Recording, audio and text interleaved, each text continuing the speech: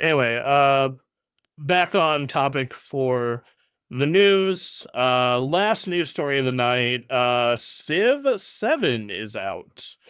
Civ 7 is out, and it currently has mixed reviews on Steam. It is struggling with early user reviews, sitting at the mixed category on Steam with just days to go before launch. Civ 7 is now available to play only for players who purchased the Deluxe or Founders editions, and they're already finding a slew of problems with the new esteemed 4X strategy series. The celebrated series traces its roots back to its first game, which was released in 1991. 8 years have passed since Civ 6. The 45% of the players have said positive things. So 55% have not nice things to say about the game. Primarily, the UI stands out as probably the biggest problem. Many PC players feel the game was created to be played on console and ported over to PC pre-release without much regard for the UI. While growing pains are expected with a new release in the series, people are finding it hard to find vital information, and multiple reviews have mentioned that it feels unfinished. Some seem really annoyed with notifications popping up on the screen as they tend to show up en masse, burying crucial notes under more trivial details, and sometimes disappearing without warning, leaving players in the dark about what is happening in their societies. It's very true. All right, so you played this. I am, yes. I got the deluxe edition. I didn't see any point in actually spending the extra $30 when it's just cosmetics. I want to be able to play all the added packs. The founder edition is nice, but I think it's a little overpriced for what you're getting. How much is it? 129. Jesus, It's the founders edition, and the deluxe Lord, edition is $99. My God, that's even the $100. It is a lot, and it's been like this for a while with these Civ games because, as a lot of players have mentioned, it feels like it's unfinished every time these games come out. You will get a slew of new leaders, factions, and game modes, and game modes will be attached to certain leader packs. So this is one of those games where like spending the extra money versus the standard edition is ideal because then you don't have to spend that money separately later and just have access to the rollout. I mean, I guess, but this is always my argument against these things is like, okay, but why don't you wait to see if you like the game first? And then you can buy that stuff later for the same price. And that's very valid. I've been playing these games since I think I've played practically every single one of them. So I expected myself to enjoy it, and I would definitely be more on the positive range. Okay, so because I like it. Do you feel these reviews are correct to where this interface on PC is big poopy and designed around console, or do you think it's these people are incorrect? Because sometimes that does happen where like a lot of the Dragon's Dogma 2 PC reviews last year were overblown in my opinion. So it's a interesting thing because they're both right and wrong at the same time is how I'm looking at it. The reason I say that is so with Civ 6 really overhauling their console version of it and then allowing PC players to play with console, I can see more why they were kind of making the UI and the game more accessible to console players without actually making special different features. Thinking back on Civilization 6 is the UI for the PC version versus the console version were actually quite different from each other. Got you. What was the differences? The console version was quite more simplified and in some cases a little bit more cartoon. It was even worse with the Civilization 5 as well. So, but this one, the I graphic, didn't you think got a Civ graphic did. Wait, overhaul. I don't think Civ 5 uh ever got ported to PC or console. Ugh.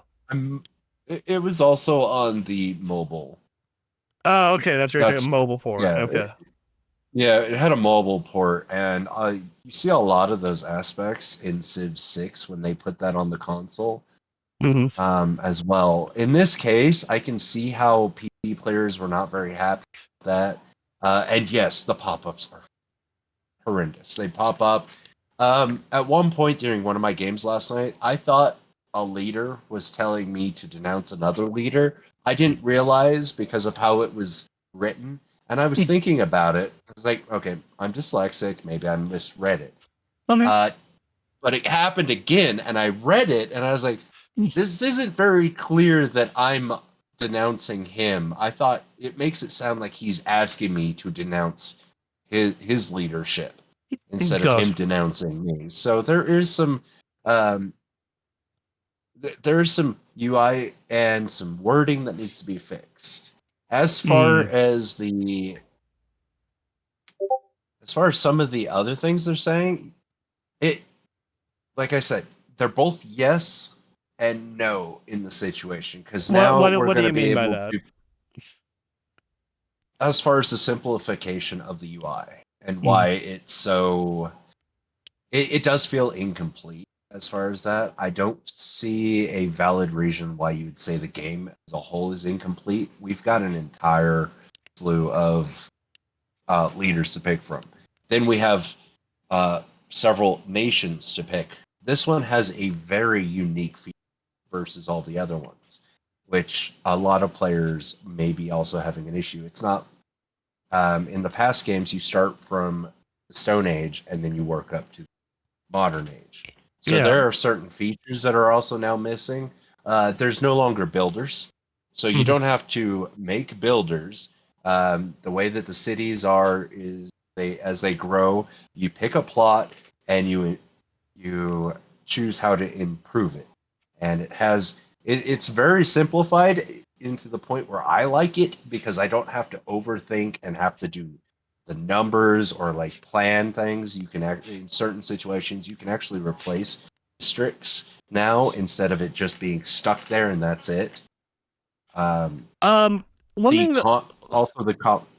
Yeah, go ahead. one thing they also bring up is they took out automated settlers and there are limited map choices. Um, Yes. So the standard map is kind of small, and it automatically puts you on a smaller map. You can choose a bigger one, so we don't have really large maps in it. mm, Starting out, I really don't see any point in doing that unless you're, especially with the new UI and the system that they have built. There's no reason to have massive maps unless they want to give us a legacy mode, which allows us to play like the older game, like from the Stone Age to modern age. mm, So I can see why a lot of players, because we were talking about it in my stream last night, with because we were noticing some changes, and I had somebody pop in, ask me some questions, and we were throwing back. Oh yeah, I didn't even notice the builder, and the builder was some like a unit you constantly make in order to maintain your roads, maintain building. You'd have to bring up a builder in case you got attacked. Now you could just pay coins, fix your tiles. You just upgrade the city. It is very a lot more straight lined as far as how your cities build up. But now you also have towns. Towns are like lower forms of cities. Um, so you've got to play with what you have currently, um, but it doesn't bog you down with everything else, like having to maintain everything. Everything is more automated. uh, so I guess there's two parts to that is, but do you think that that kind of is weird that they did all that streamlining but took away automated settlers? And then the other thing I would have, That's the Oh, sorry, go ahead. That's the weird thing that I was thinking of, because like I read that and somebody else mentioned that they got rid of the automated settlers. I maybe it's just me, but I never used automated settlers. I was always making sure I was watching where my settlers would go, because if I don't, a barbarian could take it, or so I never did automatic settlers. I think what they were trying to say is like there's no auto explore. You can't just send out units to auto explore. Your scouts don't have that ability. They do have some new abilities that make them more important, which we'll get into on the more positive side of things. But there's no auto explore, which I think that's what they're referring to. Auto settlers, there's no. I don't know what they mean by that. Okay. It sounds like that would be like you have a settler, you let it go, and it will automatically settle somewhere, and that will be another city for you. So that one I don't know. I think they mean auto. Okay. And my other big question that always comes when streamlining a game happens, you tend to have depth removed with it. I'm a big Warcraft player, and when you smooth out edges of that game, it ends up losing a lot of depth. It's actually one of my big critiques of Final Fantasy XIV is that game lost a lot of depth over time because they smoothed out a lot of those edges and streamlined it. So, do you think that the streamlining here removes depth? I don't. I will say no. No, it does not. Because as they've streamlined some of the settings and how you go about expanding, they've also added depth with like resources. You have to manually organizing a lot more, just not of the mundane stuff that kind of was monotonous or annoying. Like they've also made updates with the combat system is a lot more engaging and efficient, especially with commanders. Commanders were just like you'd have them near your units and they'd have some bonus. Couldn't really attack with them or anything. Now you can have units automatically from the beginning of your game, and you'll stack them as an army, an actual army, which I find it weird that we haven't had this function before. You just have scattered out all these units until you research a certain tree, and then you'd be able to make 3 units on one block. No, this time you can move all the different units into an army army configuration, and then the commander itself has different attacks. So if you have archers in with there, and you just want to focus damage to the archers, you can get all of them to attack at once instead of doing it one unit by one unit. So they've made combat a lot more engaging, and some of the units that they have make it a lot easier to go through the war progress without having to make sure you click on every single unit to do something. Okay. Yeah. No, all right. That actually does sound like a big improvement, and like they kept some of the depth of their. I know that a lot of this is around combat and war and whatnot. Have there been any changes to the other ways that you can win?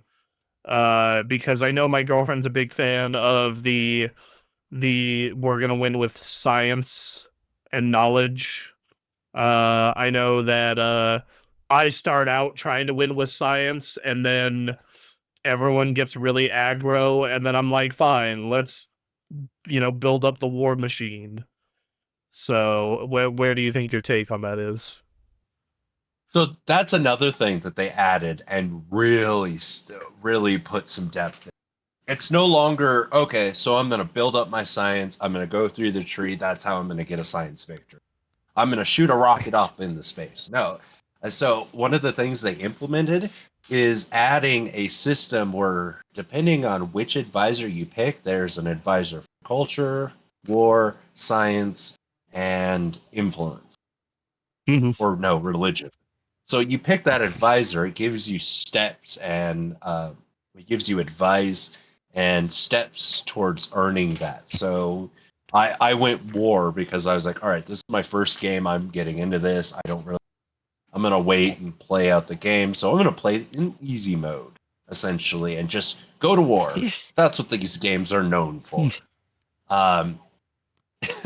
So, like, I had to research a certain thing to get points towards military. I had, one of the ones I have to do right now for my military points is I have to settle in a distant land, which it's not always just war. Like you have to do all these other things, and then that gives you points, and then you move towards a golden era, which it's split up into 3 different settings instead of keeping you in one continuously storyline. After you hit one era finishes, you'll keep your leader, but you have to switch nations to keep track of that one. You have antiquity, modern, and then what was the last one? I'm still I think medieval. Okay. So it breaks up the whole entire game into 3 points. You can either just play one of them, and then it'll transition you into the new era, new leader and whatnot, new technologies, trees. Oh, and the technology tree's been revamped. It's no longer a straight line anymore.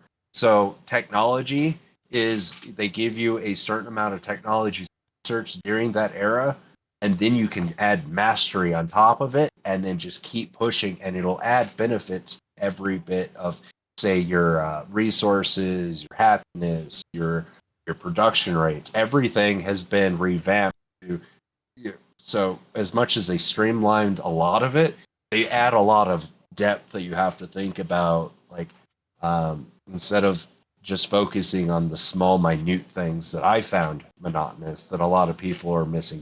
Yes, it's simplified and it works on a console and PC, but now you've got more things to worry like constantly keep track of that are actually beneficial. So you have to plan out what you want to research, what civic trees will be for this era, because the next era is going to have a whole new set of technologies and civil patterns and benefits, and you'll only keep certain ones across the eras.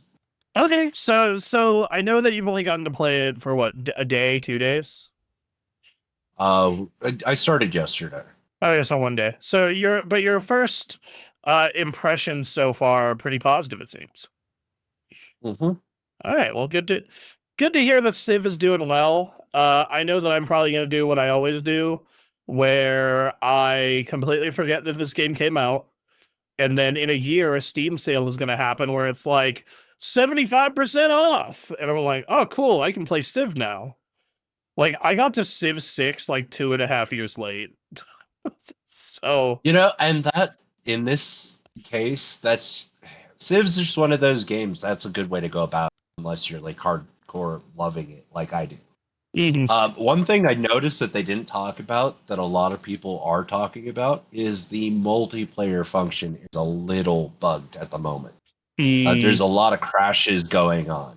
So, but yeah, in your case, wait for it to go on sale, get it, and by then the multiplayer will be great. The UI will be fixed. Hopefully, because I don't think there's a setting to get rid of the tutorial pop-ups, and they come one after another after another. Then you got to click through. So that's a very valid issue with the game. Well, anyway, that's the news. That's Civ impressions, everybody. I know we didn't mean to do that, but this was a story that came up today. Anyway, we'll be back tomorrow. Tomorrow's gonna be a late show. It's at 9 p.m. Pacific Standard Time. That's gonna be me and Aaron. And we'll see you tomorrow. Enjoy us. Thank you for coming by. Thank you for all the people who said hello in the chat and the new follower. You guys are great. And we'll see you tomorrow. Like and subscribe and all that jazz. All right. Bye, guys. Bye.